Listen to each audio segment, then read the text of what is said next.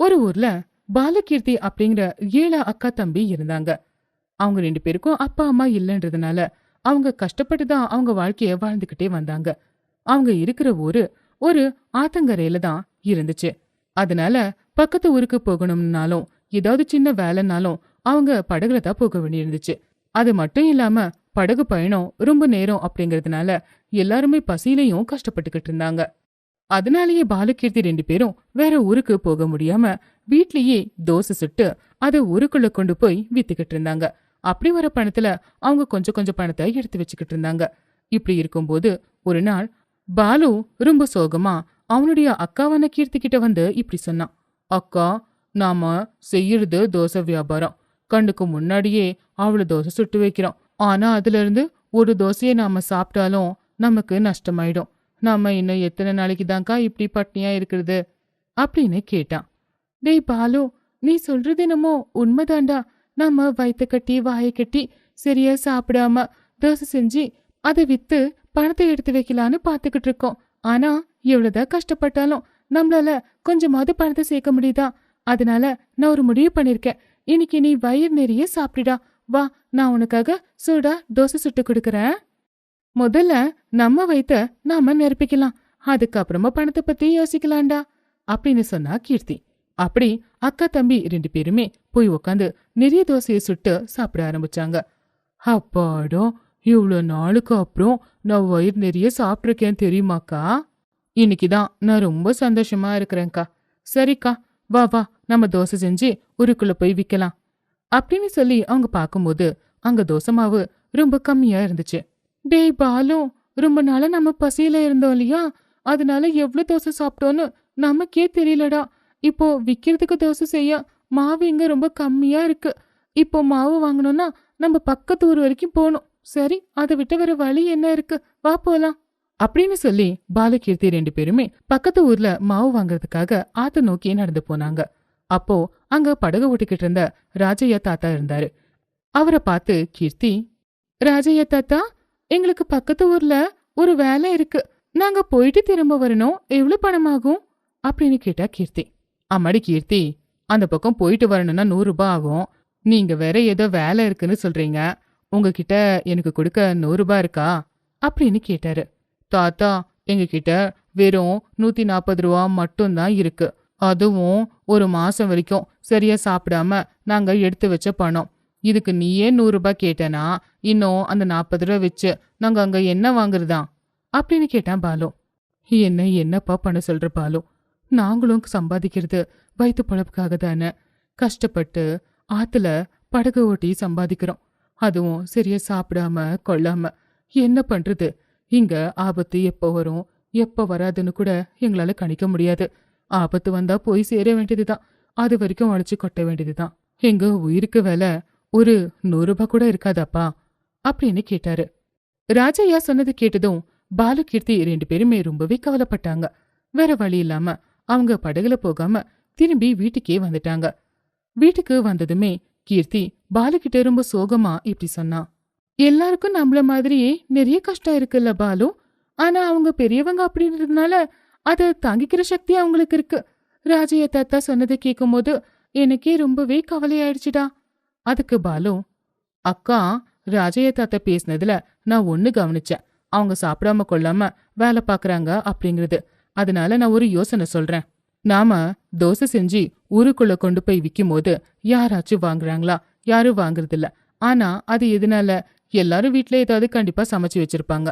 உடம்பு சரியில்லாதவங்க, யாரும் இல்லாதவங்க மட்டும்தான் நம்ம கிட்ட ஏதாவது வாங்குவாங்க. நம்ம வியாபாரமும் சரியா நடக்கிறது இல்ல. பேசாம நாம ஏன் ஆத்தங்கரையில போய் தோசை சுட்டு அதை விற்க கூடாது? போறவங்க வரவங்க எல்லாருமே அதை வாங்குவாங்கல்ல. அப்போ அந்த படகுல போறவங்களோட பசிய நாம தீத்த மாதிரியும் இருக்கும். அதே நேரத்துல நம்ம வியாபாரமும் நல்லபடியா நடந்து நம்ம நிறைய பணமும் சம்பாதிக்கலாம் அப்படின்னு சொன்னான். டேய் பாலு, நீ சொன்ன யோசனை உண்மையிலே ரொம்ப நல்ல யோசனைடா. சரி சரி வா, அப்படின்னா நம்ம கிட்ட இப்ப கொஞ்சம் மாவு இருக்குல்ல, அதை வச்சு இன்னைக்கே இந்த வியாபாரம் நடக்குமா என்ன ஆகுதுன்றத நம்ம செக் பண்ணி பார்க்கலாம் அப்படின்னு சொல்லி பாலு கீர்த்தி 2 பேருமே ஆத்தங்கரையில அவங்க அடுப்பு எல்லாத்தையும் கொண்டு போய் வச்சு அங்க தோசை வித்தாங்க. அதை வாங்கி சாப்பிட்டு ராஜையா உண்மையிலே ரொம்ப சுவையா இருக்கு அப்படின்னு சொன்னாரு. டேய் பசங்களா, உண்மையிலே நீங்க சுட்டு கொடுக்குற இந்த தோசை ரொம்ப சுவையா இருக்கு. இது வரைக்கும் இப்படிப்பட்ட தோசைய நான் சாப்பிட்டதே கிடையாது. சரி சரி, இனிமே உங்க வாழ்க்கையில உங்களுக்கு வளர்ச்சி மட்டும்தான். நல்லபடியா இருந்தா சரி அப்படின்னு சொன்னாரு. அதே மாதிரி கொஞ்ச நேரத்துல சில பேர் அங்க வந்து பாலகீர்த்தி சுடுற அந்த தோசைய சாப்பிட்டு நல்லா இருக்குன்னு சொல்லுவாங்க. அப்படி கொஞ்ச நாள்ல அந்த பக்கமா வரவங்க போறவங்க எல்லாரும் பாலகீர்த்தியோட தோசையை சாப்பிடாம யாருமே திரும்ப போகவே மாட்டாங்க. அந்த அளவுக்கு பாலகீர்த்தி செய்யற தோசை சுவையா இருந்துச்சு. இப்படி இருக்கும்போது ஒரு நாள் ராஜையா தாத்தா பசங்க கிட்ட வந்து இப்படி சொன்னாரு. டேய் பசங்களா, உண்மையிலேயே உங்களோட வியாபாரம் நல்லபடியா நடக்குது. எனக்கு சந்தோஷம்தான். ஆனா எனக்கு என்ன ஆசை தெரியுமா? இந்த பக்கமா வரவங்க போறவங்க எல்லாருமே நீங்க சுட்டு கொடுக்குற தோசையை சாப்பிடாம போறதே கிடையாது. ஆனா இது பத்தாது. எங்க இருந்தாவது உங்களை தேடிக்கிட்டு வந்து உங்ககிட்ட இருக்கிற அந்த தோசையை சாப்பிட்டுட்டு போற மாதிரி நீங்க செஞ்சாகணும் அப்படின்னு சொன்னாரு. அவர் அப்படி சொன்ன உடனேயே பாலுவுக்கு ஒரு ஐடியா வந்துச்சு. அப்ப அவன், தாத்தா நம்ம ஒண்ணு பண்ணலாம். உன்னோட போட்ல அழகழகா லைட்டு போட்டு நல்லா பேனர்ஸ் எல்லாம் போட்டு நாம அங்கேயே சமைக்கலாம் அப்படின்னு சொன்னான். அதுக்கு ராஜைய தாத்தா, சரிடா, நீங்க நல்லா இருந்தா சரி அப்படின்னு சொன்னாரு. அதுக்கப்புறம் பாலகீர்த்தி 2 பேரும் சேர்ந்து தாத்தாவோட போட்டை வெளியே எடுத்துட்டு வந்து அதுக்கு அலங்காரம்லாம் செஞ்சு அதுலயே வச்சு விற்க ஆரம்பிச்சாங்க தோசைய. அப்போ பாலு ஒரு மைக்கை எடுத்து வச்சு இப்படி அனௌன்ஸ் பண்ணான். எல்லாரும் கேளுங்க, நாங்க புதுசா ஃப்ளோட்டிங் போட் ஹோட்டலை கண்டுபிடிச்சிருக்கிறோம். அதாவது தண்ணியில மிதந்துக்கிட்டே இருக்கிற ஹோட்டல். நீங்க எல்லாரும் இங்க வந்து சாப்பிட்டு சந்தோஷமா இருங்கன்னு கேட்டுக்கிறேன் அப்படின்னு அனௌன்ஸ் பண்ணான். கொஞ்ச நேரத்துக்கு அப்புறம் ஒவ்வொருத்தங்களா ரொம்ப ஆர்வமா அந்த ஃப்ளோட்டிங் போட் ஹோட்டல்ல சாப்பிட்றதுக்காக வந்துட்டு போய்கிட்டே இருந்தாங்க. அப்படி பாலு, கீர்த்தி அப்புறம் ராஜையா தாத்தாவோட அந்த வியாபாரம் உண்மையிலேயே கொஞ்ச நாள்ல ரொம்பவே ஃபேமஸ் ஆச்சு. வெளியூர்ல இருந்தெல்லாம் அவங்கள தேடி வந்து சாப்பிட்டுக்கிட்டு போக ஆரம்பிச்சாங்க. கீர்த்தி, பாலு அப்படிங்கிற 2 பசங்களுக்கு அப்பா அம்மா கிடையாது. அதனால அவங்க 2 பேருமே அவங்களுடைய அத்தையான சாந்தம்மா வீட்ல தான் இருந்தாங்க. சாந்தம்மாவோட புருஷன் பேரு வினோத். வினோத்துக்கும் சரி சாந்தம்மாவுக்கும் சரி அந்த 2 பசங்களும் அவங்க வீட்ல தங்கி இருக்கிறது சுத்தமா எப்பவுமே பிடிச்சது கிடையாது. இதே இப்படி இருக்கும்போது பாலு, கீர்த்தி 2 பேருக்குமே ஒரு பெரிய ரிப்போர்ட்டரா ஆகணும் அப்படிங்கிறது தான் அவங்களுடைய ஆசையா இருந்துச்சு. அதுக்கு ஒரு காரணமும் இருந்துச்சு. அது என்ன காரணம் அப்படின்னா, அவங்களுடைய அப்பாவும் ஒரு பெரிய ரிப்போர்ட்டர் தான். அவருக்கு ஊர்ல நல்ல பேரு இருந்துச்சு. தன்னுடைய பசங்க 2 பேரையும் நல்ல ரிப்போர்ட்டர்ஸா ஆக்கணும் அப்படிங்கிறது தான் அவங்க அப்பாவோட கனவு. அதனாலதான் பசங்களும் முடிவு பண்ணாங்க. எப்படியாவது அப்பாவோட ஆசைப்படி அவங்க 2 பேருமே ரிப்போர்ட்டர் ஆகணும்னு முடிவு பண்ணாங்க. அதனால எப்பவுமே அவங்க ரிப்போர்ட்டர்ஸ் மாதிரியே இப்பவே பிராக்டிஸ் எடுக்க ஆரம்பிச்சாங்க. ஊருக்குள்ள எப்பவுமே ஏதாவது ஒரு பிரச்சனை நடக்குது அப்படின்னா அங்க போய் அந்த பிரச்சனை என்ன அப்படிங்கறது தெரிஞ்சுக்கிட்டு ஒரு ரிப்போர்ட்டர் மாதிரி தான் 2 பேரும் அதுக்கு ஏதாவது ஒரு தீர்வை சொல்லிட்டு வருவாங்க. அப்படி செய்யறதுனால அவங்களுக்கு ஏதோ கொஞ்சம் சந்தோஷம் கிடைச்சுக்கிட்டு இருந்துச்சு. இப்படியே நாட்களும் நகர ஆரம்பிச்சுது. ஒரு நாள் சாந்தம்மா தன்னுடைய புருஷனான வினோத் கிட்ட ஏதோ பேசிக்கிட்டு இருந்தா. அப்போ கீர்த்தி, பாலு அங்க ஒரு சின்ன மைக்க வச்சுட்டாங்க. அதுக்கப்புறம் அந்த மைக்குக்கு கனெக்ட் பண்ணியிருந்த ஒரு பெரிய ஸ்பீக்கரை ஊருக்கு நடுவுல ஒரு பெரிய மரத்துக்கு கீழே வச்சுட்டாங்க. அப்ப பாலு அவன்கிட்ட இருக்கிற மைக்ல, பாருங்கம்மா பாருங்க, இது நேரல செய்தி. நேரா எங்க வீட்ல இருந்து தான் உங்க எல்லாருக்காகவும் நாங்க இத ஒளிபரப்புறோம். பாருங்க பாருங்க, எங்களுடைய அத்தை மாமா 2 பேரும் எங்களை இப்படியெல்லாம் கொடுமைப்படுத்தலாம், எங்களை என்னெல்லாம் கஷ்டப்படுத்தலாம் அப்படிங்கறத பத்தி யோசிச்சுக்கிட்டு இருக்காங்க பாருங்க. இத பத்தி இன்னும் தெரிஞ்சுக்கணும்னா பாலு நியூஸ் சேனலை பாருங்க. வேற எதுக்காவது என்ன தொடர்பு கொள்ளுங்க. அப்படி டிவி ரிப்போர்ட்டர் ஸ்டைல்ல அவன் அனௌன்ஸ் பண்ணிக்கிட்டு இருந்தான்.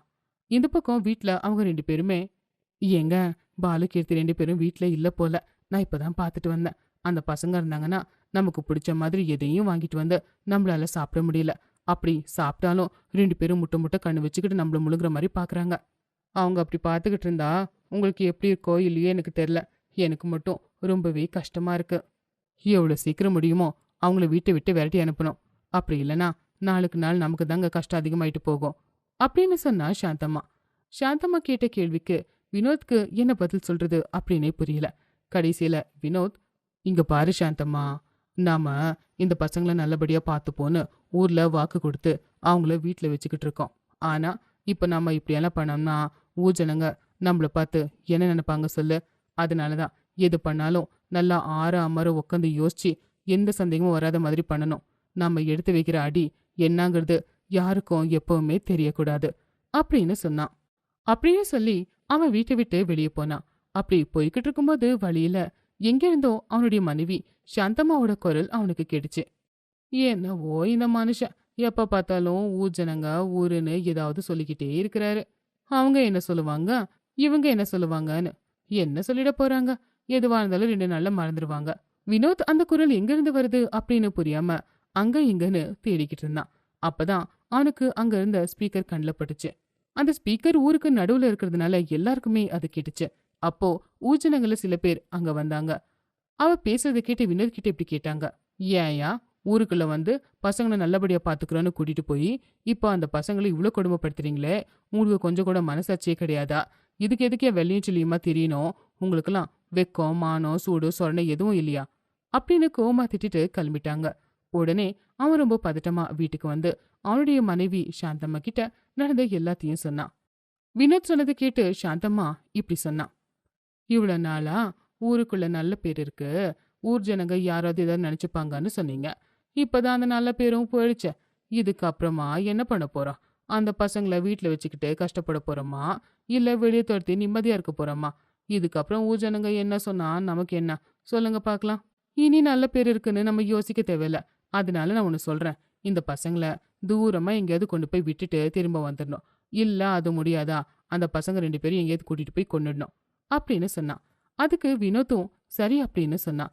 அதுக்கப்புறம் கீர்த்தி பாலு 2 பேருமே நின்று பேசிக்கிட்டு இருக்கும்போது வினோத் அங்க வந்து அவங்க கிட்ட இப்படி சொன்னான். டேய் பாலு, அம்மா கீர்த்தி, உங்க அத்தை உங்க 2 பேரும் எங்கேயாச்சும் வெளியில கூட்டிட்டு போலாம் அப்படின்னு சொன்னா, அதனால தான் நானும் சரி அப்படின்னு சொன்னேன். போங்க போங்க, 2 பேரும் புது துணியை போட்டுக்கிட்டு போய் ரெடி ஆகுங்க போங்க அப்படின்னு சொன்னான். சரி மாமா, நாங்க போய் இப்பவே ரெடி ஆகுறோம் அப்படின்னு சொன்னா கீர்த்தி. அதுக்கப்புறம் வசந்த் அங்கிருந்து போயிட்டான். அக்கா, எனக்கு ஏதோ தப்பா தோணுதே. இத்தனை நாளா நம்மள சுமையா பாத்துக்கிட்டு இருந்தவங்க இப்போ திடீர்னு வெளியூருக்கு கூட்டிட்டு போறேன் எங்கே கூட்டிட்டு போறேன்னு சொல்றாங்க. ஏதோ டவுட்டா இருக்குக்கா. அதுக்கு கீர்த்தி, டேய் பாலு, உன்னோட ரிப்போர்ட்டர் மூலிய தள்ளி வச்சுட்டு முதல்ல அவங்க சொல்றதுல ஏதாவது அர்த்தம் இருக்கா என்ன ஏதுன்னு கொஞ்சம் யோசிச்சு பாருடா அப்படின்னு சொன்னான். அதுக்கு பாலு, பாருங்க பாருங்க, எப்பவுமே நேரடியா நியூஸை கொடுக்குற எங்க சேனலை பாருங்க. பாலு நியூஸ். இத்தனை நாள் வரைக்கும் எங்களை கண்டாலே ஆகாதுன்னு சொல்லிக்கிட்டு இருந்த எங்களுடைய அத்தை மாமா 2 பேருக்கும் திடீர்னு எங்க மேல பாசம் வந்து வெளியே கூட்டிட்டு போறாங்களாம். கூட்டிட்டு போற இடத்துல எங்களை அவங்க 2 பேரும் நல்லபடியா பாத்துக்கிறாங்களா, இல்ல கூட்டிட்டு போறதே எங்களை சாகடிக்க தானா அப்படிங்கிறத நீங்க தெரிஞ்சுக்கணும் அப்படின்னா பாலு நியூஸ் சேனலை பாத்துக்கிட்டே இருங்க அப்படின்னு சொன்னான். கொஞ்ச நேரத்துக்கு அப்புறம் கீர்த்தி பாலுவ வசந்த் அப்புறம் சாந்தம்மா 2 பேருமே ஒரு புது இடத்துக்கு கூட்டிட்டு போனாங்க. ஒரு பெரிய மலைப்பகுதிக்கு. அப்போ அவங்கள அந்த பக்கம் நிப்பாட்டி சாந்தம்மா இப்படி சொன்னா. என்னடா பாலு கீர்த்தி, 2 பேரையும் ஊர் சுத்தி காட்ட கூட்டிட்டு வந்தோம்னு நினைச்சீங்களா? கிடையாது, உங்களை கொல்ல தான் கூட்டிட்டு வந்திருக்கோம். இங்கிருந்து உங்களை தள்ளி விட்டு கொண்டோம்னா யார் எங்களை என்ன கேட்க போறாங்க அப்படின்னு கேட்டா. அதை கேட்டதுமே கீர்த்தி அவகிட்ட, வேணா அத்தை வேணாம், எங்களை தள்ளி விட்டுடாதீங்க, எங்களை தயவு செஞ்சு விட்டுடுங்க, நாங்க 2 பேரும் எங்கேயாவது தூரமா போய் பழிச்சுக்கிறோம் அப்படின்னு சொன்னா. கீர்த்தி எவ்வளவுதான் கெஞ்சி கேட்டாலும் கொஞ்சம் கூட கருணையே இல்லாத சாந்தம்மா கீர்த்தி பாலு 2 பேரையுமே அங்கேயே இருந்த ஆத்துல அவங்கள தள்ளி போட்டுட்டா. பாவம் தண்ணியில விழுந்த பசங்க 2 பேரும் அங்கிருந்து ஒரு படகோட உதவியால எப்படியோ தப்பிச்சு கரையை வந்து சேர்ந்துட்டாங்க. நீங்க எல்லாரும் பாத்தீங்களா, எங்களுடைய அத்தை மாமா 2 பேரும் எங்களை சாகடிக்க எவ்வளவு முயற்சி பண்ணாங்க அப்படிங்கறத. சரி, இந்த நியூஸ் இதோட முடியுது. உங்களுக்கு வேற ஏதாவது தகவல்கள் தெரியணும் அப்படின்னா என்ன கான்டாக்ட் பண்ணுங்க அப்படின்னு சொன்னா பாலு. டேய் பாலு, இப்படி பைத்தியக்கார மாதிரி எப்பவுமே ரிப்போர்ட்டர் மாதிரியே பேசிக்கிட்டு இருக்காதுடா. இனிமே நம்ம அத்தை மாமா வீட்டுக்கு போகக்கூடாது. நாங்க செத்தது செத்ததாவே இருக்கட்டும், வேற எங்கேயாச்சும் போகணும், ஏதாவது ஐடியா தேடுடா அப்படின்னு சொன்னா கீர்த்தி. அதுக்கு பாலுவும் சரிக்கா ஏதாவது யோசிக்கிறேன் அப்படின்னு சொன்னான். அதுக்கப்புறம் அவங்க 2 பேரும் அங்கிருந்து கிளம்பிட்டாங்க.